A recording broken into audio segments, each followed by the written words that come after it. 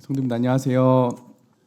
네, 어제 기도 덕분에 우리 인천 지역에 있는 청년들과 저희 청년들 한 120여 명 정도 되는 인원이 캠프장에서 1박을 이래저래 이렇게 다 끼어서 자고 이렇게 잘 안전하게 잘 마치고 참 주님께 영광이 되는 또 서로 유익이 되는 시간을 마치게 되었습니다. 오늘 문득 오늘 설교 제목은 사라짐의 기술이거든요. 뭐라고요? 이제 기술이라는 제목을 붙인 설교를 제가 두 번째인데요. 예전에 제가 기다림의 기술이라는 주제로 한 1년여 전에 그때 설교를 했었는데 그때 들었던 예화가 병아리였거든요. 저희 아들이 그 병아리 그 부화에 대한 그 스토리로 시작을 했었는데 실은 저희 올해도 병아리를 또 키우고 있습니다. 그때는 병아리가 1,000개였거든요. 저희 정령무자매님께서 저기 수만리 캠프장 근처에 있는 거기서 이렇게 그 달걀을 얻어오셔가지고 1,000개였는데 약해가지고 설교하고 나서 얼마 안 있다가 이렇게 갔어요. 그래가지고 잘 못 얻었는데 설교 때 사용하라고 주님이 그때 걔를 잠깐 보내주신 것 같아요. 근데 이번에는 올해는 마트에서 닭을 그 유정란을 사가지고 키우는데 너무 건강히 잘 컸어요. 지금 그래서 거의 닭이 됐거든요. 그래서 아마 저희 선이가 오열을 할 거지만 이번 주 주말에 시골로 저희가 헤어질 예정입니다. 근데 생각보다 닭이 똑똑하고 저는 솔직히 좀 반려견 이런 것들을 이렇게 별로 좋아하진 않거든요. 우리 용수 형제 수의사에 있지만 이제 저는 별로 이렇게 좋아하지 않는데 근데 생각보다 그 한 병아리지만 그 닭이지만 같이 이렇게 한 존재가 같이 시공간을 차지하고 정이 들긴 하더만요. 그래서 저도 이렇게 보내는데 좀 심란하고 아침에는 또 탈출해가지고 막 돌아다니는 거 넣어놓고 오는데 이렇게 가둬놓고 올라니까 좀 안쓰럽기도 하고 이러더라고요. 그래서 저희들이 조금 있으면 헤어짐을 하게 되는데 우리 용찬 형제님 하물며 이런 어떻게 보면 미물도 이렇게 헤어지는 게 좀 속이 상한데 형님 가족께 또 보내게 될 때 그냥 아쉬움이 있죠. 그래서 우리 그 마음을 담아서 오늘 이 선교 카페까지 잘 마무리했으면 좋겠습니다. 아멘이시죠? 네, 그래서 오늘 사라짐의 기술인데요. 오늘 본문 말씀은 너무 잘 아시는 말씀인데 로마서 말씀입니다. 로마서 12장 말씀입니다. 오늘 실은 너무 에너지를 다 쏟아서 저는 지금 상태는 빨리 아래로 내려가고 싶다.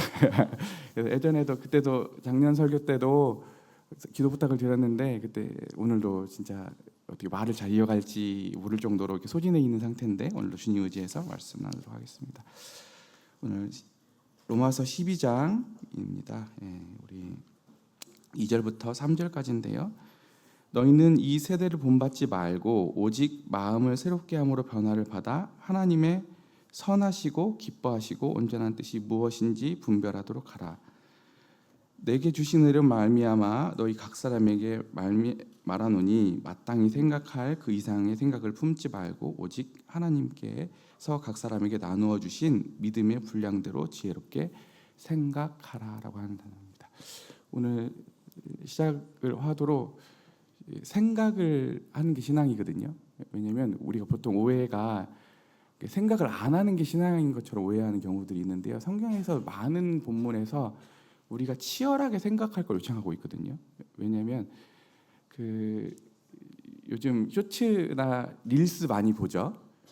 요즘 학자들이 이게 왜 문제일까 이렇게 분석을 하는데요. 왜 분석을 이렇게 하냐면 그 우리 사람하고 동물하고 또 하등 동물하고 다른 점이 있다고 하면 뭐냐면 이 전두엽이라고 합니다. 뭐라고요?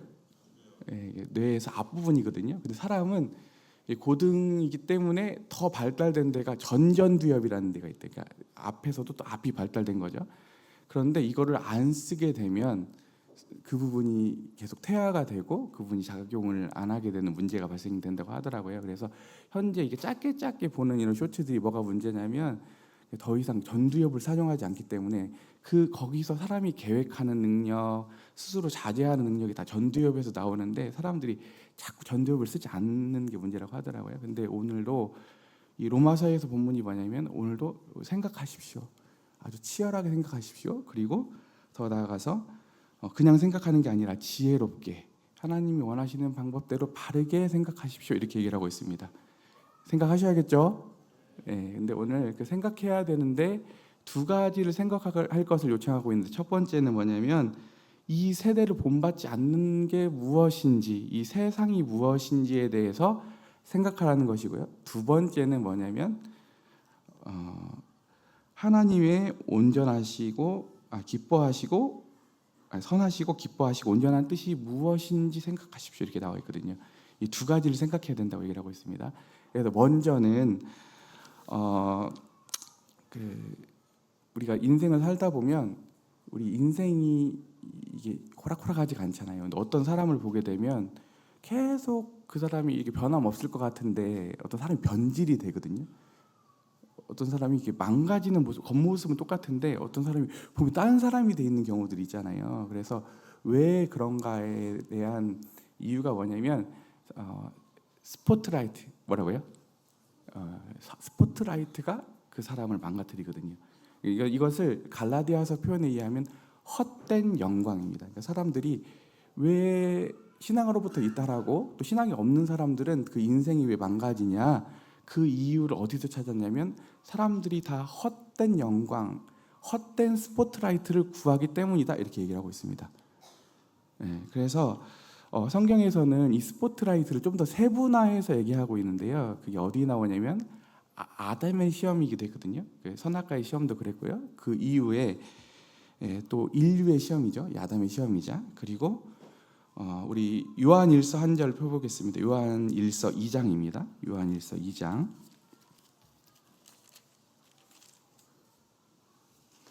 15절부터 17절까지입니다. 제가 읽어드리겠습니다. 이 세상이나 세상에 있는 것들을 사랑하지 말라. 누구든지 세상을 사랑하면 아버지의 사랑이 그 안에 있지 아니하니, 이는 세상에 있는 모든 것이 육신의 정욕과 안목의 정욕과 이생의 자랑이니 다 아버지께로부터 온 것이 아니요 세상으로부터 온 것이라. 이 세상도 그 정욕도 지나가되 오직 하나님의 뜻을 행하는 자는 영원히 거하느니라. 아멘. 그렇습니다. 이 시험은 우리 요한일서에서도 거론하고 있고 또 우리 예수님이 받으셨던 시험이기도 하죠. 예수님이 세 가지 시험을 받으셨는데, 첫 번째는 돌이 떡이 되는 걸 바꿔봐라, 이렇게 얘기했고요. 두 번째는 뭐였죠?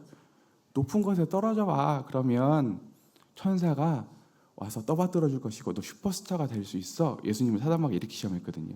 세 번째 시험은 뭐였죠?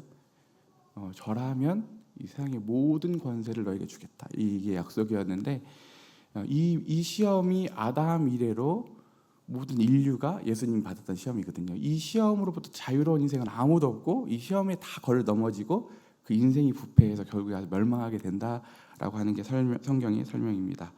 그래서 첫 번째 시험의 본질은 뭐냐면 유용성에 대한 시험입니다. 뭐라고요? 너 유용한 사람이 돼. 또 스스로 또 자기 증명해. 너 괜찮은 사람이라는 것을 스스로 증명해봐, 이런 거거든요. 실은 예수님의 첫 번째 시험이 배고프니까 그 배고픈 거 참고 주님이 말씀으로 이렇게 돌을 떡으로 바꾸는 것을 참는 이런 시험이 아니라 그 본질이 뭐라고요? 유용성에 대한 시험이거든요.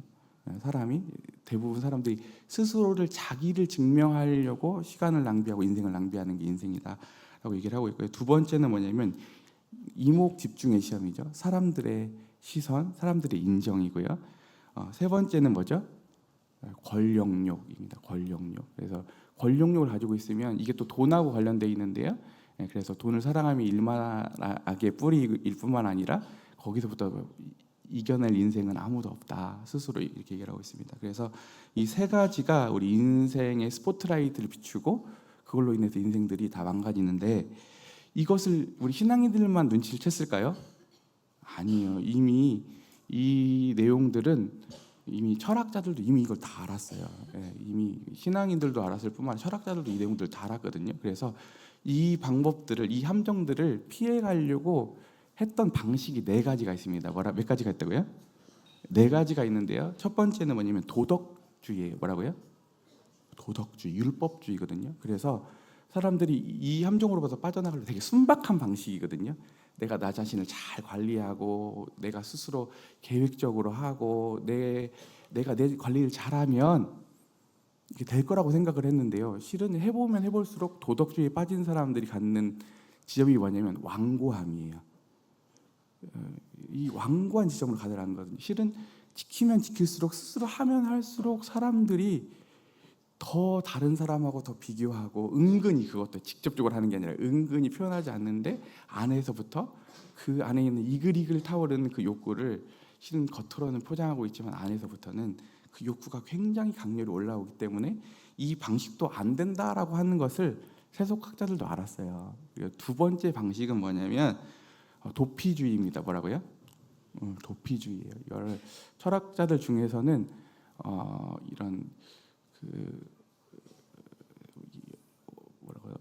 금욕주의자들 있죠. 이제 우리가 금욕주의자라고 하는 철학자들이 있는데요. 또 기독교 안에서는 수도원주의라고 하는 게 있거든요. 그래서 그분들은 또 우리 동양에서는 약간 불교가 그런 성향이 있죠. 그래서 이제 사람들 떠나가지고 단절되어 가지고 뭐 사람들하고 떨어져서 지내면 이게 보존되고 이게 괜찮아질 줄 알았거든요. 근데 그게 됐을까요?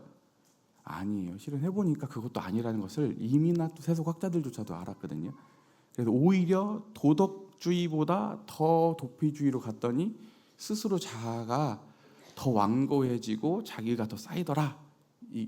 그래서 이것도 아니다라고 사람들이 이제 철학자들이 결론을 내렸거든요. 그러면 또 반대로 갔던 사람들이 있겠죠.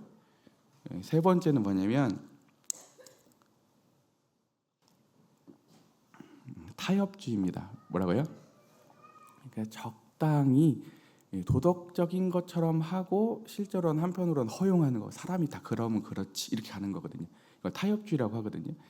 또 아야 세속주의가 있는데요. 뭐냐면 뭐 이런 걸 따져. 인생은 짧은데 그냥 원래 이러면 안 되는 거야. 이렇게 생각하고 그냥 자포자기하고 살아가는 이 네 가지의 길을 세상 사람들은 선택하고 살아갑니다.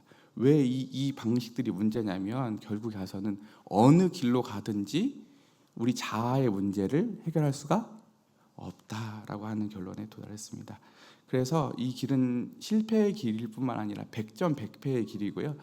우리 기독교 신앙에서 우리 복음을 들을 때 고백하는 지점들이 있죠. 전적 타락, 전적 무능력이잖아요. 그래서 전적 무능력이라고 했을 때는 우리가 이 지점에서 스스로 벗어날 수 없다는 데 있어서 전적 무능력입니다. 그래서 우리가 스포트라이트를 스스로 해결할 수 없다. 이것은 이 추구와 이 안에서부터 욕망을 스스로 해결할 수 없다는 게 인류의 역사이고 철학의 역사이고 종교의 역사입니다. 그래서 이걸 잘 표현한 영화가 있어요. 어떤 영화냐면 반지의 제왕 아시죠? 반지의 제왕에 나오는 그 절대 반지. 아무도 그 절대 반지를 끼고 나서 온전히 보존된 사람이 없거든요. 마지막까지 그 절대 반지를 끼고 그것을 해결하는 주인공이 나오잖아요. 프로던데 실은 그 저자가 예수님을 상징하거든요. 그 시험으로부터 유일하게 보존되고 그것을 이기신 분이 예수님 한 분이시거든요. 우리 인류에서 아무도 그 시험으로부터 자유롭고 승리한 사람은 없다는 게 현재 우리의 인생의 실력이고 현상입니다. 네, 그렇다면 우리 기독교 안에서는 이런 절망적인 상황 가운데 뭐라고 얘기하냐면요, 은총이 필요하다. 뭐라고요? 은총이 필요하다고 얘기하고 있습니다. 그래서 이 네 가지 길로부터 피할 수 있는 방법을 성경에서 제시하고 있는데요. 이것도 네 가지로 같이 한번 살펴보겠습니다. 우리 같이 말씀 한 구절 펴볼까요? 같이. 갈라디아서입니다. 우리 어제 청년 MT 때 나누었던 본문인데 갈라디아서 5장 다 읽지는 않고요. 16절하고 25절, 26절을 읽도록 하겠습니다. 읽어드리겠습니다. 내가 이르노니 너희는 성령을 따라 행하라. 그리하면 육체의 욕심을 이루지 아니하리라. 이렇게 얘기하고 있죠. 여기서 말한 육체 욕심이 이제 더 분명히 드러났죠. 여기서 육체 욕심은 뭘까요? 아까 예수님이 받으셨던 세 가지 유혹들, 육체의 정욕, 안목의 정욕, 이생의 자랑, 이 세 가지가 여기서 말하는 육체 욕심인데 이거 아무도 해결할 수 없는 이 지점을 어떻게 해결할 수 있다고요? 성경에서 성령을 쫓아 행하라, 성령을 따라 행하라. 그리하면 육체 욕심을 이루지 않게 된다 이렇게 얘기하고 있습니다. 그리고 이제 25절에 보게 되면 만일 우리가 성령으로 살면 또한 성령으로 행할지니 헛된 영광을 구하여 서로 노엽게 하거나 투기하지 말지니라라고 얘기하고 있습니다. 왜 사람들이 다투고 자꾸 투기하고 서로를 이렇게 자극하고 노엽게 하느냐?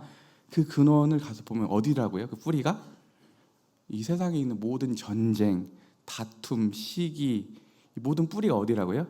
사람들이 다 이 헛된 영광을 쫓는 데서부터 오고 있다. 그래서 이 헛된 영광으로부터 해결할 수 있는 길은 성령을 쫓아 행하는 길인데 이 주제는 오늘 메인은 아니기 때문에 앞으로 제가 알기로는 몇몇 형제님들이 이 성령을 따라 행한다고 하는 주제에 대해서 깊이 다루시게 될 건데 그때 더 자세히 들으시고요. 저는 오늘 개관만 짧게 살펴보도록 하겠습니다. 먼저는 성령을 쫓아 행한다고 하는 말은 주님으로부터 빛을 받는다고 하는 뜻입니다. 뭐라고요?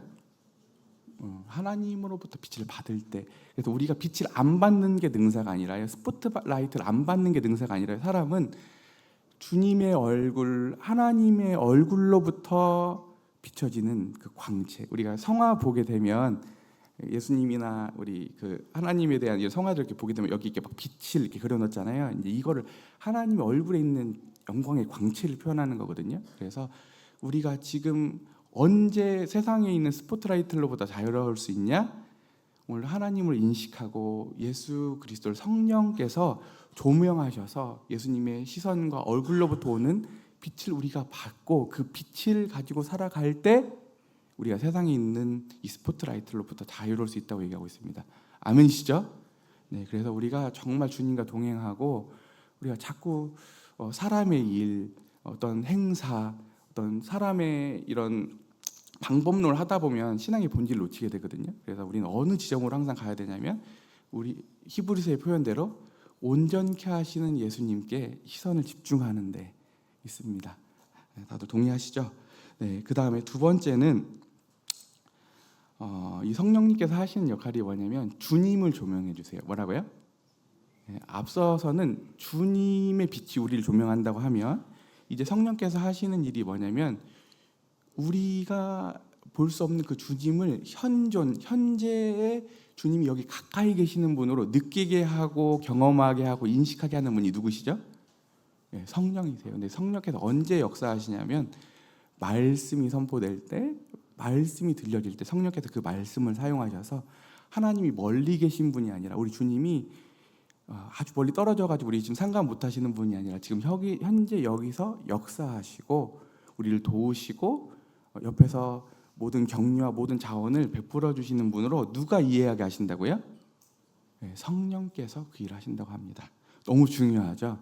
성령이 아니고서는 하나님의 은혜가 아니고서는 우리가 이 세상에 있는 이 조명 스포트라이트로부터 우리가 보존될 사람은 아무도 없다. 이렇게 다시 한번 결론을 하고 넘어가도록 하겠습니다. 두 번째는요 뭐냐면요 이 연결되어서 두 번째 성경의 길은 예수 그리스도를 바라봄. 뭐라고요? 예수님의 마음을 품음입니다. 우리 같이 말씀 한 구절 펴보겠습니다. 우리 빌립보서 다들 너무 잘 아시는 말씀인데요. 2장입니다.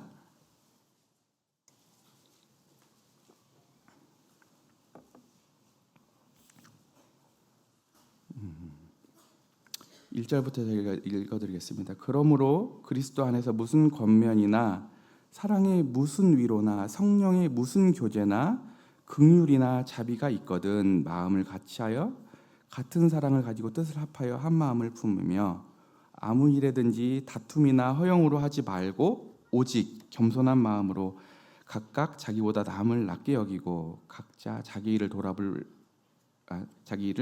돌볼 뿐더러 또한 각각 다른 사람들의 일을 돌아보아 나의 기쁨을 충만하게 하라. 너희 안에 이 마음을 품으라. 곧 그리스도 예수의 마음이니 그는 근본 하나님의 본체이시나 하나님과 동등됨을 취할 것으로 여기지 아니하시고 오직 자기를 비워 종의 형체를 가지사 사람들과 같이 되셨고 사람의 모양으로 나타나사 자기를 낮추시고 죽기까지 복종하셨으니 곧 십자가에 죽으심이라 라고 얘기하고 있습니다. 그래서 우리 안에 성경에 요청하고 있는 지점이 있는데요. 예수님의 마음을 품으십시오. 성령 안에서 뭐라고요? 예수님의 마음을 항상 품고 기억하십시오라고 우리에게 요청하고 있습니다. 그래서 제가 청년들에게 하는 권면들이 있는데요. 우리가 교만해질 때 이 빌립보서 2장을 자꾸 읽어봤으면 좋겠다고 이렇게 얘기를 하고 있습니다. 그래서 왜 이러냐면요, 우리 세상에서는 자꾸 높아지려고 하죠. 근데 우리 주님의 본성, 하나님의 본성은 뭐예요? 예수님을 통해 드러난 본성은 낮아지시는데 그 낮아지심의 극치가 몸을 입고 오셨을 뿐만 아니라 자기의 몸을 십자가에서 내어주시는 그 십자가의 사건에서 하나님의 가장 위대한 성품이 드러났잖아요. 그런 것처럼 오늘도 우리에게 요청되는 지점은 뭐냐면, 세상은 높아지려고 하고 상향성이라고 하거든요. 더 높은 자로 가는 게 정상이라고 얘기하고 있지만, 신앙에서는 전혀 반대의 얘기를 하고 있습니다.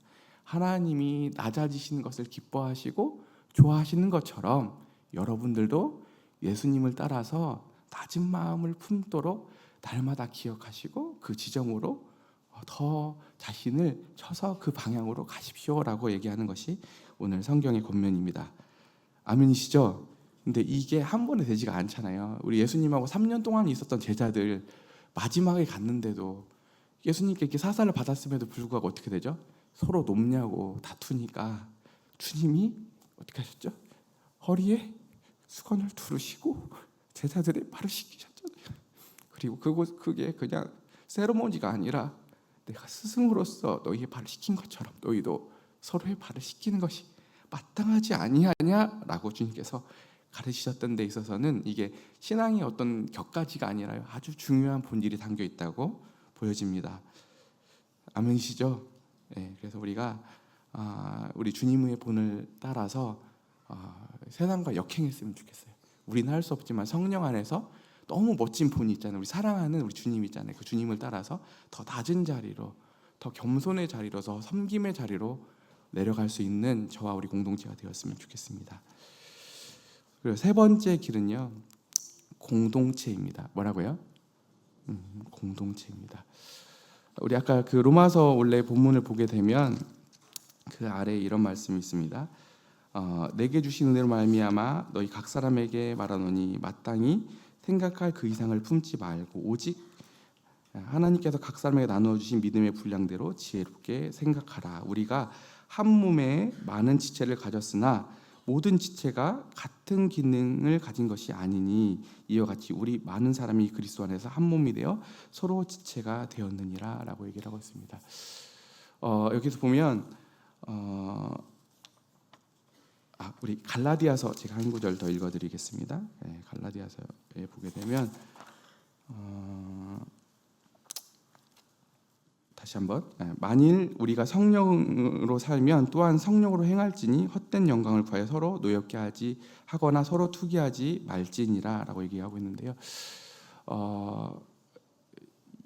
오늘 이 공동체는 어떤 곳이냐면요, 그러니까 서로 남을 나보다 낮게 여기는 곳입니다. 뭐라고요? 다른 사람을 나보다 더 낮게 여기는 건데요. 이것을 오늘 용어로 바꿔보면 서로에게 조명을 돌리는 거예요. 뭐라고요? 왜냐하면 우리 교회에서도 왜 복수목회를 하고 있죠? 이거 되게 어려운 길이거든요. 이게 생각보다 효율적이지 않은 방식이에요. 근데 우리가 왜 성경 말씀에 근거해서 복수목회를 굳이 하고 있냐면요, 기독교 역사 내내, 인류 역사 내내 그 스포트라이트를 집중된 그 꼭지점에 있는 사람은, 절대 권력은 타락하지 않을 사람이 없어요.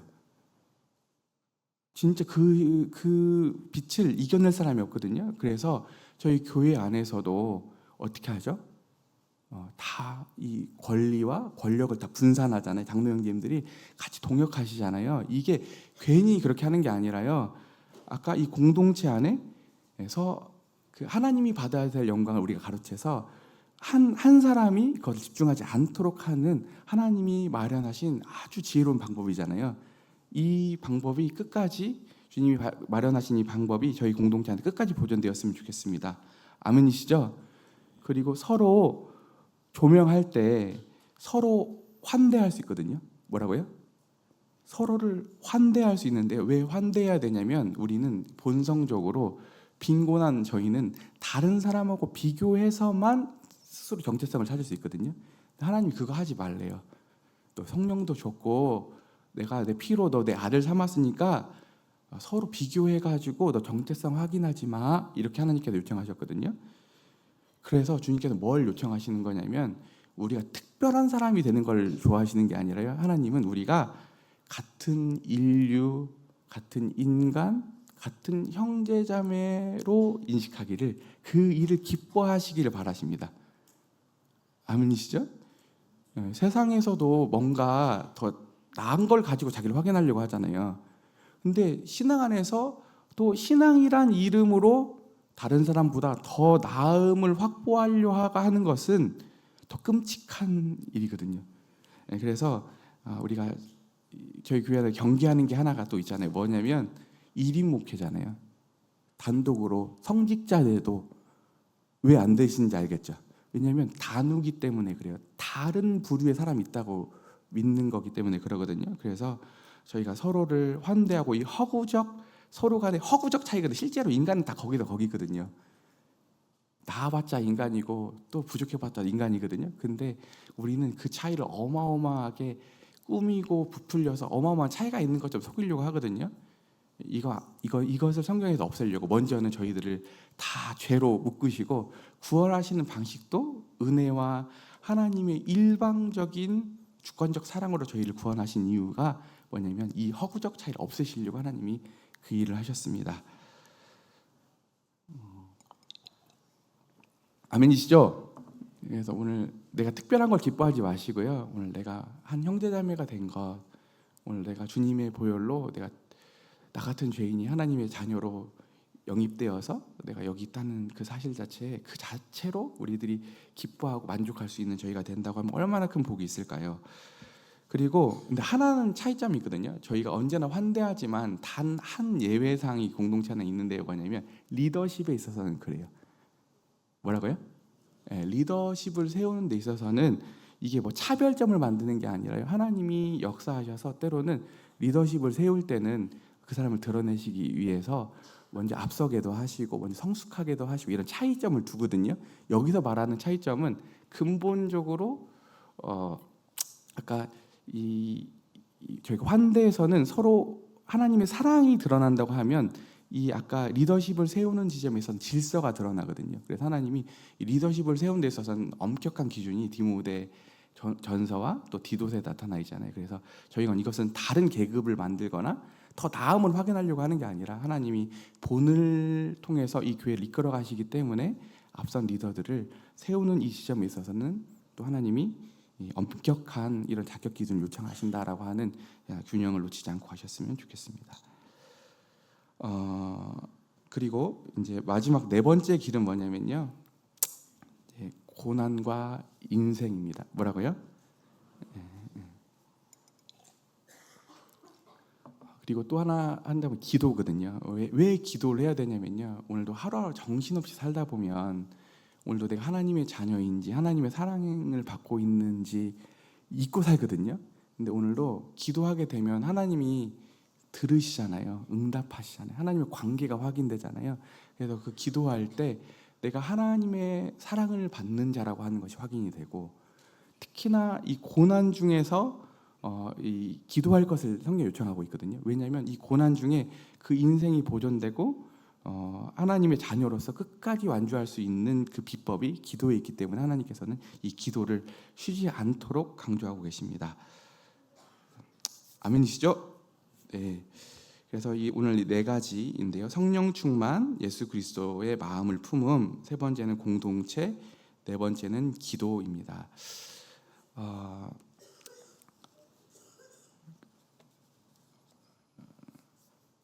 그리고 시간이 지나면서 이제 저를 이렇게 바라보게 되면 저도 많이 드러난 일을 하잖아요. 그래서 말씀도 전하고 찬양도 하게 되는데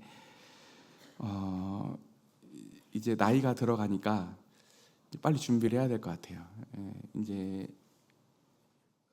우리 학생들이나 다음 세대들이 이제 앞으로 더 드러나야 될 때가 오는 것 같거든요. 그리고 또 앞에서 오면 우리 윤관희님 같은 경우가 전 잘 이렇게 나이를 드시는 것 같아요. 왜냐하면 또 형들님들 대부분들이요. 우리 교회가 좀 훌륭한 지점은 뭔가 역량 있는 데서 나오는 게 아니라요. 앞선 우리 어린 아이들이 활동하고 앞에서 와서 재롱하고 심지어 저처럼 이렇게 부족한 사람에게 설교를 하더라도 성도님들이 진짜 겸손한 마음으로 바라봐 주시고 들어주시고 하는 이 박수 쳐주시는 여기에 정말 우리 성도님들의 성숙과 하나님을 닮음이 여기 있다고 보여집니다. 아멘시죠? 네. 그래서 저 같은 경우는 더 조심해야 되는 것 같아요. 더 드러나는 자리 있잖아요, 때로는. 그래서 제 주변에 요즘에 경계하게 되는 게 뭐냐면요, 요즘 찬양 인도자들이 이번 연평안인제 모셨는데 누구누구 찬양 사역자들이 불륜에 빠졌더라. 어떤 아주 유명한 사역자들이 아야 신앙적으로 이탈했다더라. 이런 얘기들이 들려오거든요. 왜 그 사람들이 그랬을까 해보면 그 사람들이 특별히 더 나빠서 그런 건 아닌 것 같아요. 그 사람들이 이 하나님의 영광을 다 그 받는 자리에 있었잖아요. 다 드러난 자리에 있었잖아요. 이 스포트라이트를 신앙적으로 해결하지 못했기 때문에 이런 문제에 왔다라는 생각이 들면서 특히나 교회 안에서 드러난 일을 하는 은사자들, 또 말씀 전하는 사람들, 찬양하는 사람들 각별히 하나님의 영광을 취하지 않도록 그 스포트라이트에 취해서 신앙의 본질을 잃어버리지 않도록 스스로를 항상 깨이고 스스로를 돌아볼 수 있는 저희 신앙인들이 되었으면 좋겠습니다. 아멘이시죠? 네. 그래서 오늘 이 사라짐의 기술인데요. 오늘 솔직히 할 말이 없습니다. 스스로 돌아보면 제 폭로를 좀 하면 수요일에 이렇게 와서 특송 하잖아요. 저희 자매가 이렇게 찍어서 주거든요. 근데 집에 가가지고 한 10번은 더 들어보는 것 같아요. 얼마나 이게 자기 확인을 한 거잖아요. 근데 이번에 준비하면서 좀 그런 좀 벗어났으면 좋겠다. 실은 또 설교해놓고 제가 그냥 있는 게 아니라 또 유튜브에 보거든요. 그래서 조회수 형님들 몇 명 보지? 예. 했는데 이게 처음에는 그럼 그게 잘못인지도 모르고 그게 저희의 인격에 어떤 영향을 주는지도 모르고 자꾸 그 유치한 그런 일들을 했거든요. 근데 주님이 계속 말씀해 주세요. 야, 그거 아무것도 아니잖아. 너 사람이 인정하면 그게 뭐니? 내가 부정하면 그건 아무것도 아니잖아. 사람들이 아무리 네가 아니라고 해도 조회수 설교 아무도 안 본다고 하더라도 내가 인정하면 되는 거 아니니? 아멘이시죠? 예. 정말 우리 하나님 앞에서 하는 신앙, 우리가 껍질 이런 허구들 이런 겉모양 다 벗어버리고 하나님 앞에서 진실된 신앙 해가는 저와 저희 공동체가 되었으면 좋겠습니다. 네, 기도하고 마치도록 하겠습니다.